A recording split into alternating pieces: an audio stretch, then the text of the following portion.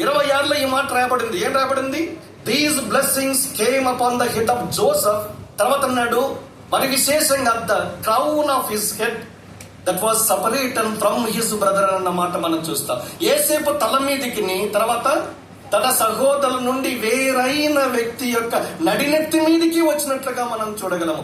తన సహోదరుల నుండి where there is separation, there is blessing. అది ఒకంత ఆశీర్వాదం కాదు, అది అనేక రకాల ఆశీర్వాదాలను మీరు చూస్తారు. 24 చివరి నుంచి మొదలు పెట్టాడు. 24, 25, 26లో దీవెనలు దీవెనలు దీవెనలు అన్న మాటల పదజాలం మీరు ఆలోచించాలి. కనుక నా జీవితంలో ఎప్పుడైతే మనము లోకం నుంచి వేరే దేవుని కొరకు ప్రత్యేకంగా జీవిస్తామో, నీవు ఆత్మీయంగా హెబ్రీయుడవు. నీ జీవితంలో వద్దన్న ఆశీర్వాదం నీ వెంట ప్రవహిస్తాడు. Point number 2, altar speaks of devotion. ఏదైనా బలిపీఠము దేవుని ఎడల మన యొక్క భక్తి వైరాగ్య జీవితం